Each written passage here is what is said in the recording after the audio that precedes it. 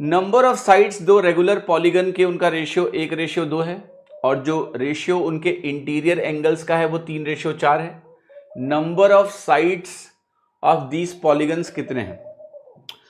तो number of sides of polygon निकालें तो सबसे पहले देखो यहां पर एक चीज जरा ध्यान से बताओ मुझे कि किसी भी रेगुलर पॉलीगन के इंटीरियर एंगल का सम कितना होता है? n-2 into 180 degree. ये होता है किसी भी ट्राइंगल के इंटीरियर एंगल्स का टोटल, n-2 इंटू 180 डिग्री। अब अगर मैं कहूं कि ईच की बात कर रहा हूं मैं, ठीक है, या टोटल की बात हो रही है यहां पर बिटवीन देयर इंटीरियर एंगल, यहां पर ये नहीं लिखा हुआ है कि इंटीरियर एंगल टोटल लेना है या लेट अस से ईच इंटीरियर एंगल लेना है। तो इसमें आपको कंफ्यूज नहीं होना है। मुझे एक बात बताओ, अगर मैं यहां पर बोलता कि एक इंटीरियर एंगल, अगर मैं कहूं आपसे कि एक इंटीरियर एंगल, तो उसकी वैल्यू क्या इसके बराबर आती? यस आती या नहीं आती? हाँ या ना? तो यहां पर ratio between their interior angle अगर 3:4 दिखा है तो ऑब्वियसली ये एक इंटीरियर एंगल की बात हो रही है, ना कि टोटल इंटीरियर एंगल की यहां पर चर्चा हो रही है। तो अब आप कहोगे कि इसका रेशियो कैसे निकालें? तो एक की वैल्यू आप ऐसे लिखोगे, दूसरे की वैल्यू जब आप लिखोगे तो आप कहोगे वो हो जाएगा n2 minus two, n2 minus two, यहां पर आप n1 लिखिए, यहां पर आप लिखेंगे इसको n2 minus two into 180 degree upon n2। और जब आप इसको डिवाइड करेंगे तो ये ईच इंटीरियर एंगल का रेशियो बनेगा, 180 से 180 कटेगा, तो ये वैल्यू आती है n1 माइनस टू बटे n2 माइनस टू, और आप खुद देखिए यहां पर वैल्यू आपकी आ जाएगी n2 बटा n1। तो ये रेशियो ऑफ इंटीरियर एंगल्स हो गया, ये हो गया रेशियो ऑफ इंटीरियर एंगल्स।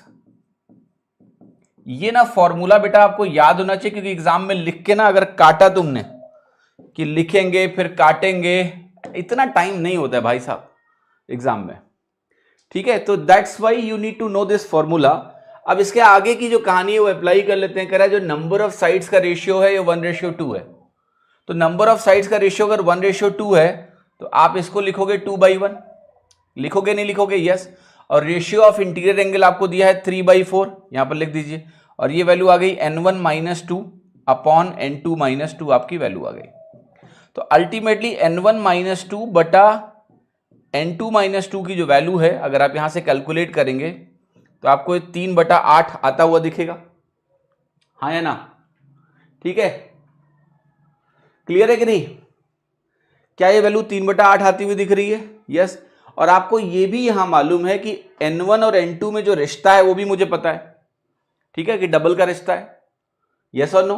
तो अब आप चाहो तो ऑप्शंस भी चेक कर सकते हो, या फिर आप यहां पर n2 की वैल्यू 2n1 रख सकते हो। और अगर मैं n2 की वैल्यू 2n1 रखूंगा तो n1 माइनस टू बटा 2n1 माइनस टू बराबर 3/8। तो यहां से n1 आप सॉल्व कर सकते हो नहीं? यस। बट बेहतर है आप ऑप्शन रख के देखो। अगर आप ऑप्शन रख के देखो तो एक ऑप्शन जो तुरंत ही सेट हो जाएगा उसका नाम है ये 5 और 10। आप यहां 5 रखिए, ये इसका डबल होना है तो ये 10 होगा, 10 माइनस 2 8 हो गया, 5 माइनस 2 आपका 3 हो गया, राइट। सर इसमें कभी कभार कंफ्यूजन हो जाता है, कोई प्रोसेस हो माइंड में सेट करने का, क्या कंफ्यूजन है इसमें? ये तो फॉर्मूले में वैल्यू डाल रहे हो, इसमें क्या कंफ्यूजन है? फॉर्मूले में वैल्यू डालने में क्या कंफ्यूजन है? फॉर्मूला ठीक से याद रखो, बात खत्म हो गई, ठीक है, remember it well, the story is over. हाँ जी, कितने लोगों को मेरी बात आज समझ में आई? क्लियर है या नहीं? ठीक है, हाँ या ना? Yes. So it's very simple, not to be worried about this. Formula याद करो, वैल्यू डालो।